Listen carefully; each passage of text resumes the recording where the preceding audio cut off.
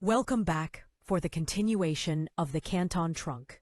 We hope you are enjoying the story. Please hit the like button and don't forget to subscribe. Enjoy chapters 6 to 11. Chapter 6. Mr. Higbey turned pale, and I was sorry for having said anything, but you can see how it was. I couldn't let him fool himself. Van Schelt played his dominoes for keeps, and slit throats are practically regarded as natural death in Bangkok, if you will forgive an unpleasant statement of fact. I remembered a locksmith, a Chinese, whose shop stood in the shadow of a gingerbread temple half a mile down the Klong. I'd passed his place 1,000 times during the days those high-stepping Siam, for the Siamese boys were riding high on a wave of Jap bayonets. He was sitting there, a little dehydrated Cantonese, almost crowded onto the walk by his racks of keys. I showed him the bronze Lacoste, and he answered without hesitation, "Tupang." I could have booted myself. I should have guessed. Tupang was a blind Luke Chin with a combination hawk shop, wok vault, and sing-song house over on the right bank. I hustled Mr. Higbey out and hailed a dig-dingy fruit peddler and had him pole us across. It's mostly Chinese over on the right bank. Moneylenders, solid fronts of them. Big ones in plush teak parlors who could lend you 20 million bahts to start a steamship line. Down to sidewalk vendors who would spot a man 10 tekel for prussic acid to poison his grandmother and take her gold teeth as interest. You know how those Siamese are. Always in debt. Hate the Chinese. But they'd starve without them. Made the Chinks take down their banners while the Japs were here. But they were all aflutter when Mr. Higbey and I got there, and it looked like a street in Canton. We had a bit of trouble locating Tupangs. It doesn't look like much. At least, not like a place famous from Frisco to the Reef. It stands on one of those little klongs, where the footwalks reach so far out, there's hardly room left for a pair of sampans to pass. It had a front of brick veneer that had been pretty swank at one time, but the building stood on piles, and the piles had sunk unevenly, causing the brick to crack up and fall out here and there, and reveal the boxwood framing beneath. It was a long building, though you wouldn't have guessed that by the front, or rather, it was a whole series of buildings, and nobody knows quite where the back door is located, a fact which may be just as well for a customer's peace of mind. There's electric power in the Chinese city, but Tupang didn't use it. The place was lit by a row of kerosene lamps. It was afternoon, bright sun, but the lamps were lit, and that may give you an idea of the last time Tupang washed the windows. The front room was long and dim, with counters and cases heaped with everything a person could imagine. Diamonds and cheap brass candlesticks, mandarin silk and worn-out changsands, all heaped together. A European, working to create the world's greatest hodgepodge, could never develop the clutter which your Chinese creates as a matter of course. We showed the key to a young China boy, who led us through a labyrinth of passages to the deep interior of the building.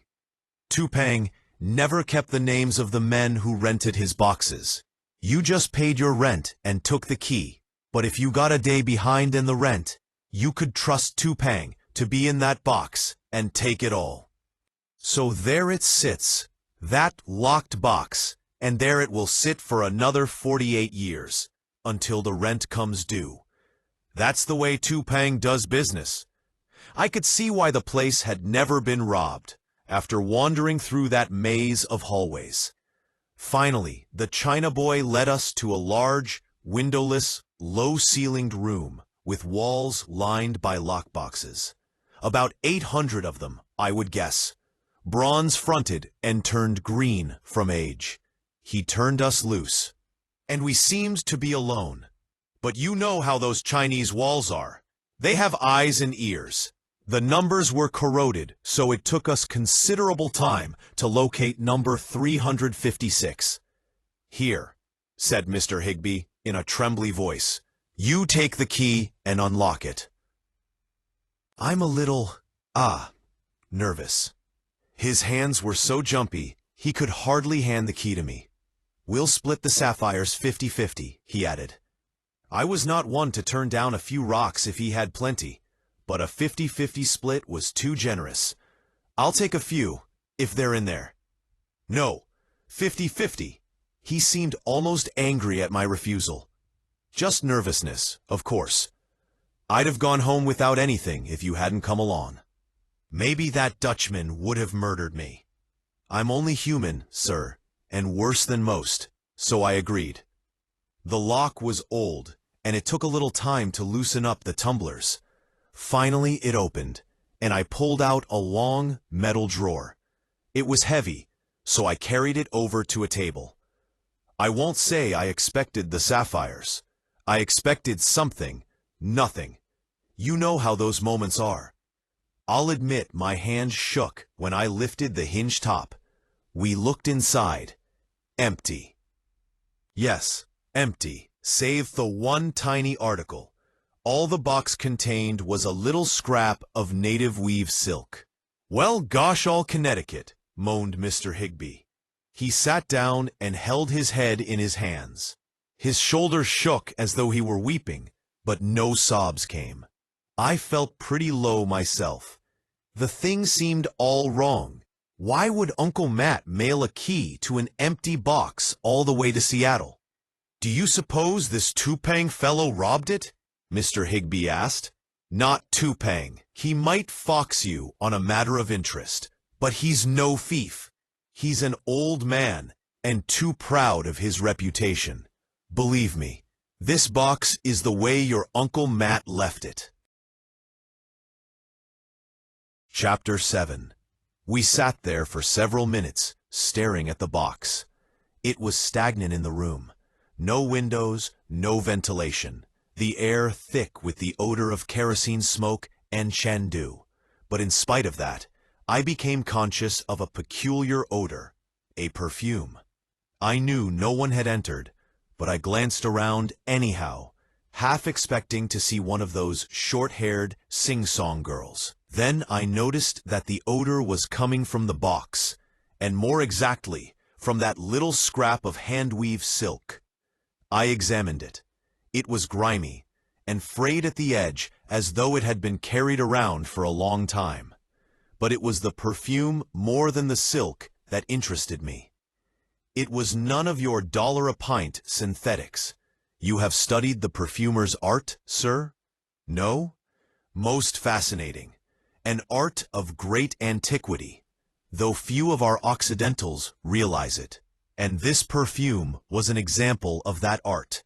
You observe the music I play, music with its glory of theme, accentuated by dissonant chords. So, sir, with the perfumes of the East, theirs is the glory of jasmine against the stinging odor of musk, lotus, and civet.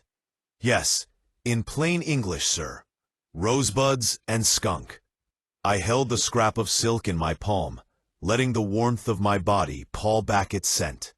It had a peculiar quality, a headiness like wine drunk too warm.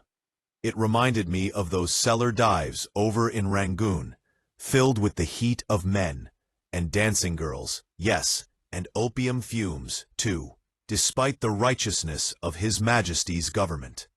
You think I wander? Ah, no, that is not the case. All these, my thoughts, they have their bearing, as you shall presently see. Perfume, no less than music, arouses visions. I had visions then, in that stifling room, with little Mr. Higbey across from me, head in hands. I stood up and replaced the lock drawer. "Higbey," I said, holding the silk out to him, "have you ever seen fabric of this quality before?" "I don't know." "Or smelled perfume like this?" It was the first he noticed the perfume. I never paid much attention to such things. "Smell of it, Mr. Higbey. Don't you think this scent is a little exotic for your ordinary Occidental's olfactory membranes? But what? What of all this? I will tell you. Here, in this frayed and dirty scrap of hand-woven silk, in this essence of civet perfume, lies the secret of the star sapphires. He looked at me incredulously, as though I had suddenly gone mad. But of course, he was wrong. Who could tell what an expert might read from the weave of that silk or the blend of the perfume? It is true, sir, that I can tell at a glance the source of any auriferous quartz ore from this archipelago.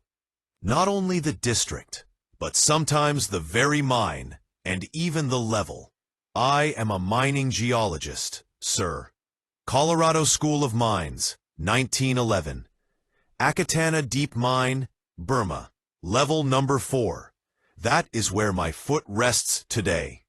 A piece of drying flesh and crushed bone, pressed between 2 slabs of syenite porphyry. But, back to the silk and the perfume. I expected it to tell me much. And it did. Chapter 8. We went to Yongsan Gong, one of the old silk companies, ancient when Raffles landed on the peninsula. There was a little, bent Chinese there named Sung, who sat cross-legged on a table all day, examining samples of silk. I laid the fragment in his hand, and he rubbed his fingers across it, for he could see poorly despite the thick glasses he wore. "Where was it made?" I asked him. "In the town of Purfu, across the pass of Yipang. As you see, the tram is twisted, but thrice in the length of the mid-finger. Had it been twisted 5 times, it would be from the looms of Wutasio, 7 from Shangsa, for they do thus in honor of the 7-headed god of increase, which watched over the larvae." He kept rubbing the silk between his fingers, eyes closed, smiling. "It is the ancient craft. What fingers do you find on your looms of steel, which can twist the tram, but thrice, and stretch it flat as this cloth of silver? What machine do you find to weave those green and gold serpents, each one a little differently than the next?" I hadn't paid much attention to the design. It was so soiled.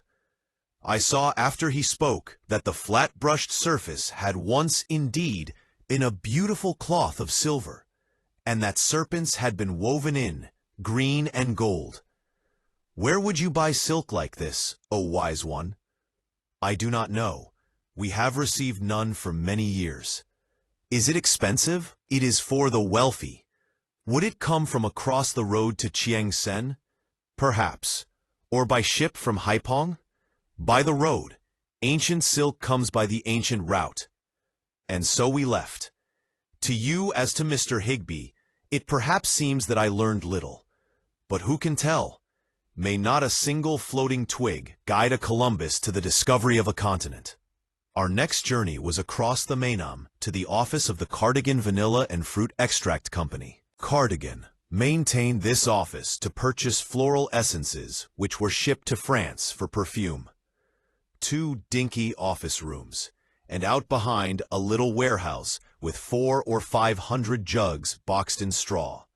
It didn't look much like a $250,000 business, but it was. The place was foul with essence and musk.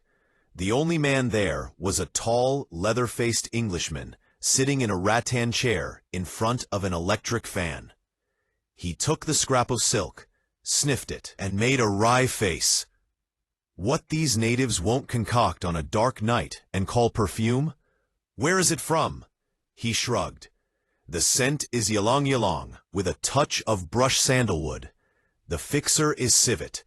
Good old Siamese civet, the most vile in the world. We collect a few flasks of it each year. There's a French concern, Capu, which uses it for its ultra-special Nuit d'amour, supposed to inflame the male's darker instincts. But I'd say it would be more likely to inflame the sinuses." The Englishman chuckled and snapped his fingers. "I say, you should have been here 5 years ago when a bloomin' flask of it broke out there in the storehouse. We all took our hot season vacation. He got up and opened a noisy mechanical refrigerator. Stenga? We had one, and then I got back to the perfume. He tapped the silk with a finger and said, "Perfume like this is native. They've been making it up around the Mihong Sorn for more than England's had kings. They pluck ylang ylang about a day beyond prime, distill it, and catch the odor on strips of pork fat. Then they dissolve it out with alcohol. If they'd take that concentrate and add just a hint of civet, they'd have a perfume so respectable you could sell it to an Edinburgh banker's wife. But these natives are never content with such as that. They have to add more civet and some of that foul sandalwood smoke so they'll smell like a Buddhist temple." And so it was that all things pointed toward the north. The silk from the pass of Aipang, the perfume from Mihong Sorn. It occurs to you that silk and perfume indicated a woman, and in that you are right. Man's every action, if traced far enough, will be found to spring from two instincts, sex and fear. The urge to create life and the terror of losing it. Believe me, sir, I have thought deeply of these things. I have drunk at the dark wells of Eastern philosophy. Death and the woman, in these intertwined orbits, swings the cycle of man's existence. I seem to digress? Ah, no. Philosophy of love has its place in our drama. For I shall presently tell you of two persons. A woman with a beauty to touch the brain like the stultifying smoke of green opium, and a man who was destined to destroy my dream of love forever. The man first. He was young, handsome, with a dash of reckless adventure, which even I found it impossible to resist. Hernandez Riley was his name, and we found him sitting at a little table near the automatic gramophone when we returned to English Sam's Coffee House. Peculiar name, you're thinking. Hernandez Riley. He was Spanish-Irish, and he inherited the charms and the vices of both peoples. He would drink whiskey, and strum a guitar, and weep, and give you his last dollar, and throw knives. A freebooter, a blockade runner, a promoter of worthless mines and insurrections. We walked in the door, and he sat there, smiling at me, his teeth as white as Molucca pearl shell, against the coconut brown of his skin. His Ronald Colman mustache, made to seem a trifle off-kilter by the shrapnel scar on his upper lip. His eyes, that peculiar quality of blue one so often finds in the mingling of light and dark bloods. "McQuarrie," Hernandez shouted, standing up, all 6'2" of him. "McQuarrie, I haven't seen you since the night we raided that Moonstone concession in Palembang." I quieted him in a hurry. Not that there was anything to the so-called raid, a piece of high spirits only, I assure you, despite what that meddling regisseur said in his report. But you can imagine the effect such a remark might have on our mild Mr. Higbey. I introduced the two men. Mr. Higbey, polite and reserved, Hernandez, flamboyant, as though meeting the little man were his lifelong ambition. "Mr. Higbey, I'm glad to meet you," he said.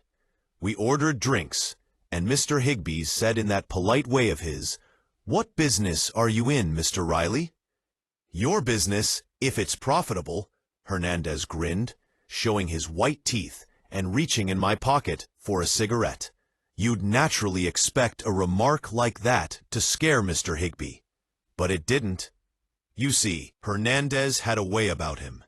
He was the kind who could sell Grand Circus Park to an Ypsilanti apple grower and talk the chief of police into accepting a commission on the deal.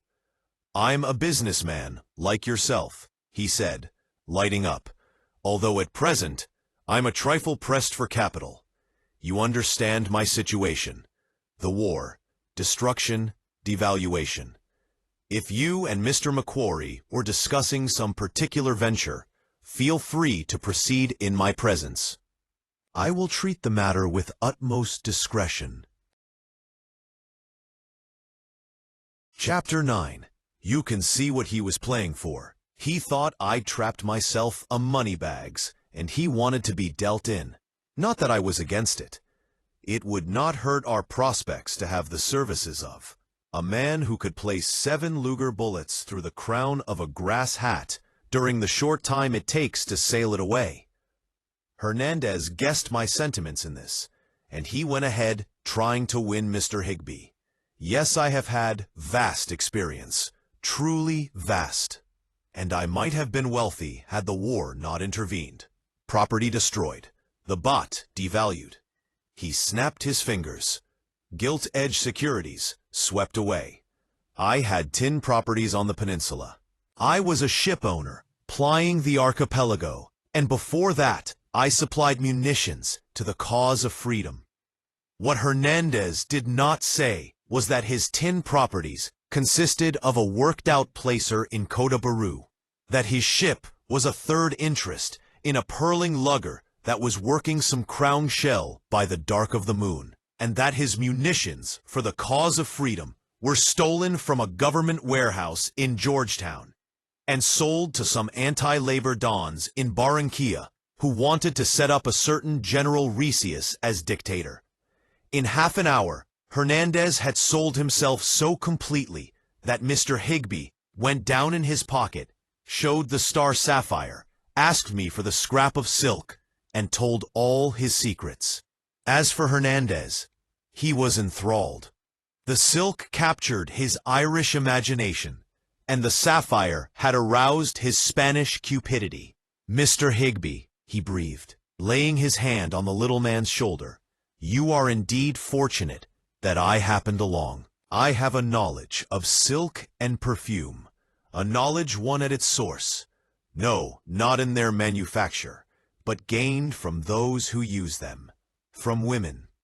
"Ah," said Mr. Higbey, as though he were sinking his pick into gem gravel already. "Now this silk, see, it is very fine, exquisite. It is such silk as worn by the princesses of India and the dancing girls of Tai. And this perfume, I have smelled it somewhere before.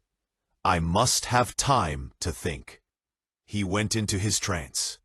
Mr. Higbey held his breath. "Wait, the vision is returning. I never forget a scent or a taste." He was right, of course. You have read Marcel Proust? There is no equal to a man's olfactory, or its child, the sense of taste, to recall scenes from the past. Somewhere I have smelled this perfume.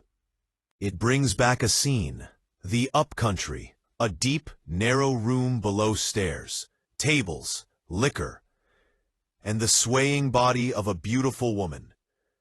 Her skin gleaming like burnished copper under the oil lamps. I asked, "You have been there too?" "Mental telepathy," I retorted grimly. "You don't say," gasped Mr. Higbey. "Now the thing for us to do is run down this perfume," said Hernandez, reaching into my pocket for another cigarette. "I have an idea it leads to some woman." "Any ideas?" I asked, "aside from that swaying body?" Hernandez shrugged. "She's good enough for me." "Sure, but how do you propose finding her? By visiting all the sing-song houses in Tai?" "I wouldn't mind." "Oh dear," said Mr. Higbey, "not tonight." I didn't blame him.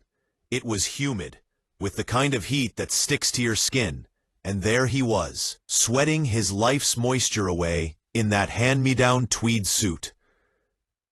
I looked him over and expressed the opinion that the suit made him a trifle too easy for Van Schelt to watch. We took him upstairs to my room and got him a suit of whites. Then, to make sure we were rid of the tweeds, Hernandez presented them to the Siamese hall runner. When we left that evening, the hall runner was strutting around in the abomination, as proud as in a silk hat. Chapter 10. We made the rounds. One of those stinking sing-song houses after another. Air thick with ktevet and sweat, and the smoke of opium and home-grown cigarettes, until we couldn't have detected the perfume if the woman had bathed in it. And to top it off, Hernandez got drunk and started a fight with a Danish sailor. The sailor was a broad devil, and strong enough to have tied Hernandez in knots. I expected him to do just that, but instead he went for his blade. Naturally, that sent Hernandez under his coat for his Luger, so there was nothing for me to do except prevent a killing. I let him have it over the head. The Dane, that is, and we got out the back way. Pah! I can't explain how such things nauseate me, sir. Violence. Even the telling of it. But you shall have the whole story, as I promised. It was nearing dawn when we returned to English Sam's. The coffee house was closed, but a roofed stairway led up the side of the building to the rooms. In there, it was dark as the tunnel of a mine, so we went slowly, with me in the lead. I will not say I had a premonition of danger. With some of us, whose misfortune it has been to live in close association with violent death, such premonitions are forever there. They become one's nature, as much a part of him as his reflexes in breathing. So it was with me that night.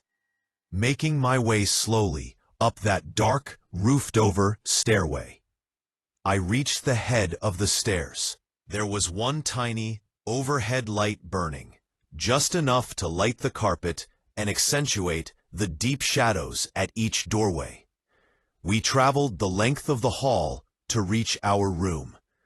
I inserted the key in the lock and turned. It refused. A similar scene flashed in my mind.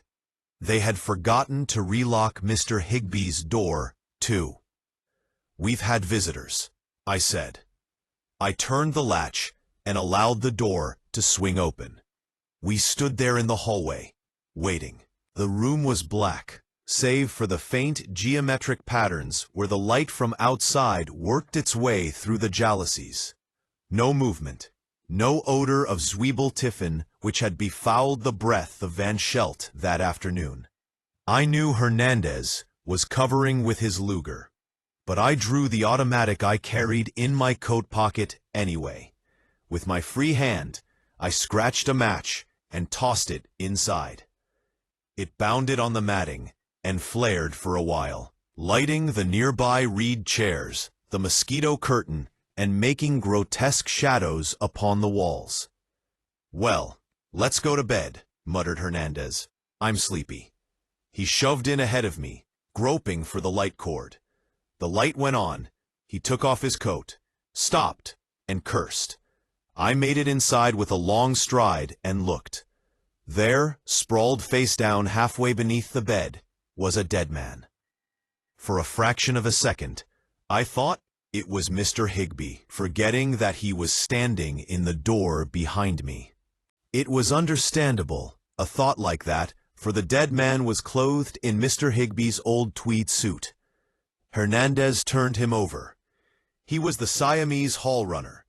He must have come back to the room, perhaps to lift a hat to complete his ensemble, and there was that ambusher, waiting for him.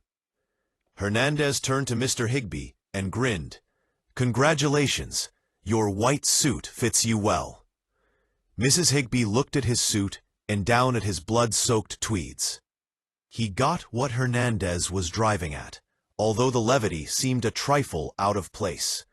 He ran his hands over the front of his coat and jittered around like a locust on a hot griddle.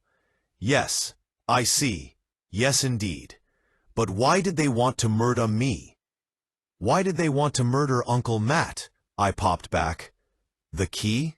If they know about it, they probably think you have your pants loaded down with star sapphires. Jumping Jerusalem. Sometimes I wish there'd never been any sapphires." Yes, indeed. We stood there, looking down at the body and wondering what we should do next. Hernandez smoked a cigarette down to his fingers and stamped the coal out on the mat. "Well, Oakleg, give me a hand." "Do you want me to fetch the police?" asked Mr. Higbey. "Police? Get those busybodies sniffing around, and who knows who they'd have in jail. Maybe you, Mr. Higbey. And anyhow, McQuarrie and I have a little too much biography to welcome an investigation. Higbey, turn off the light and pull up the jalousie."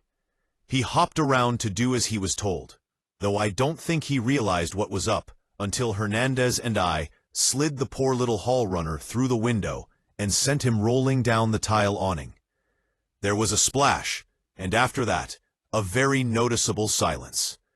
"Gosh, all Connecticut," whispered Mr. Higbey, staring down at the dark water. He was still muttering to himself when I rolled up on the bed and went to sleep.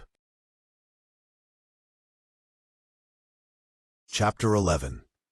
As you may have guessed, I am a conservative man, but Hernandez was of a different stamp.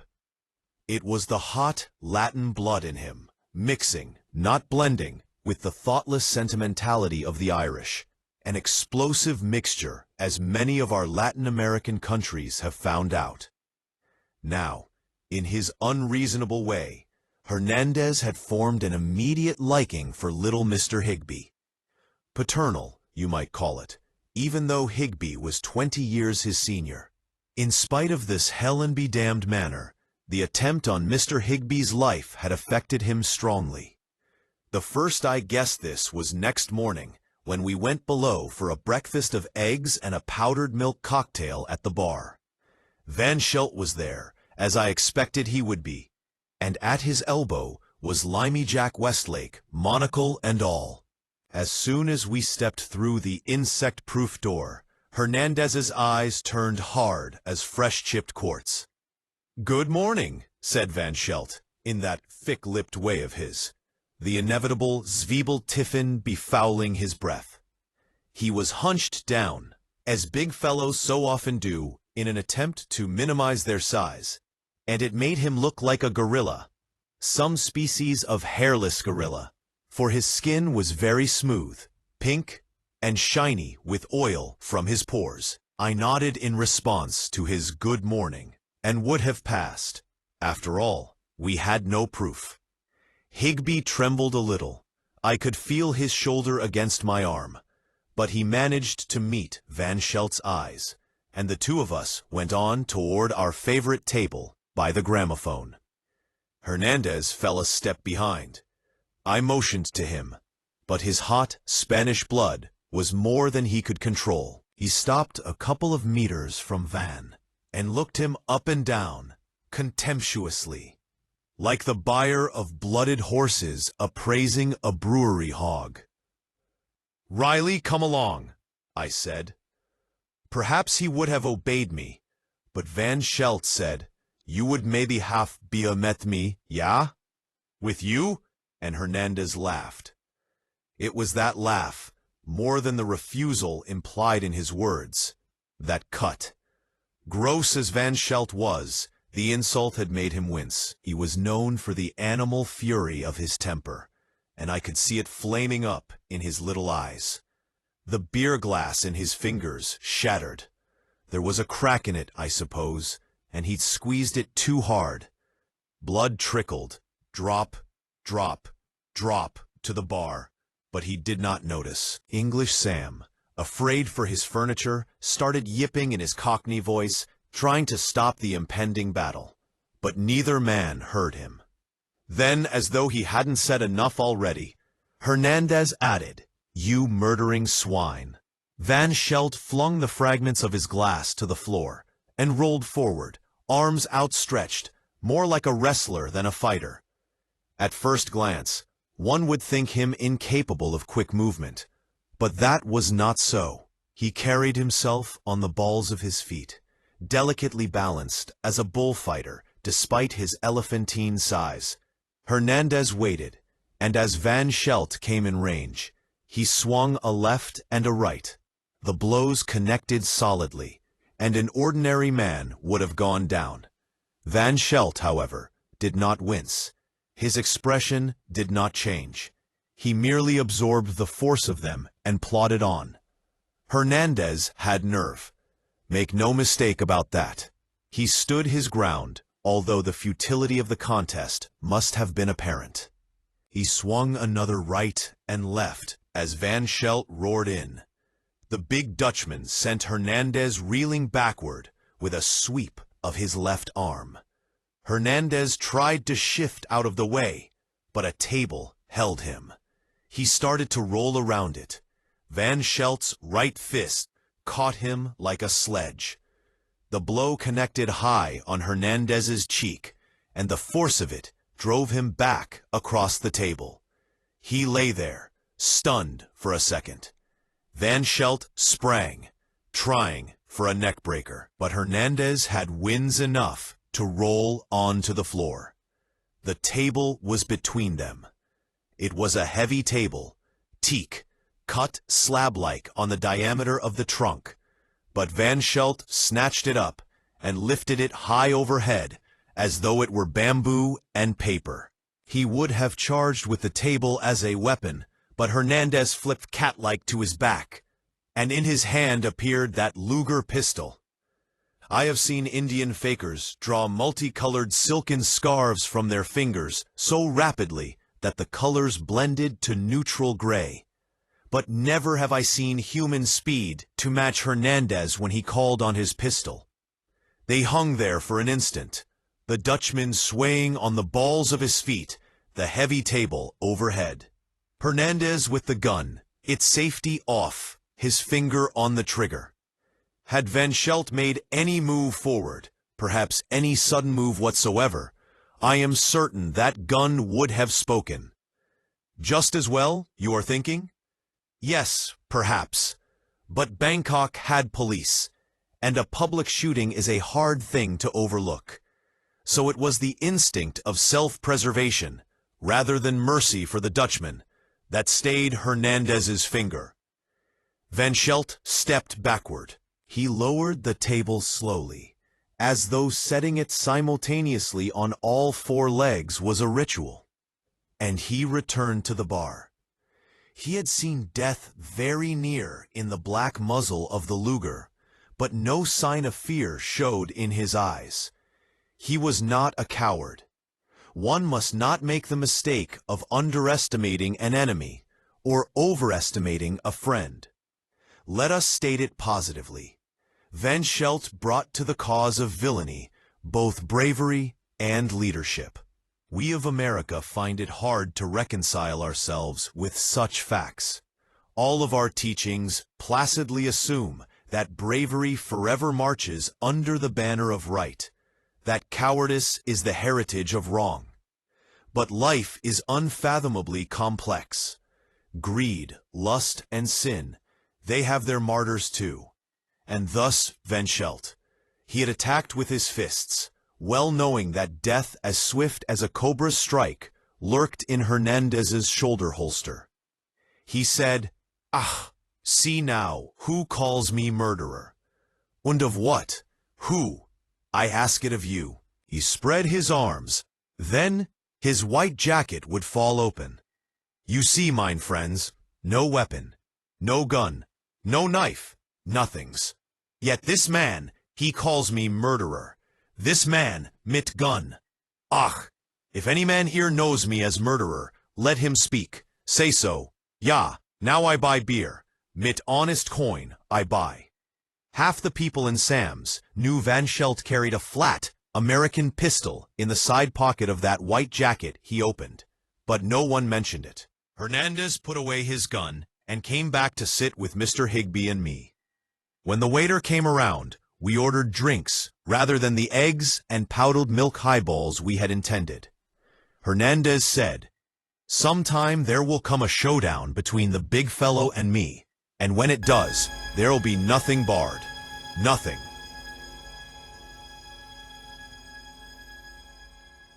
Thank you for listening to this audiobook. We sincerely appreciate you and want you to return weekly for updates and additional content. Please click like the video and click on the subscribe button so you don't miss updates on new content and so you get notifications. Have a wonderful day and may luck be on your side in all you do.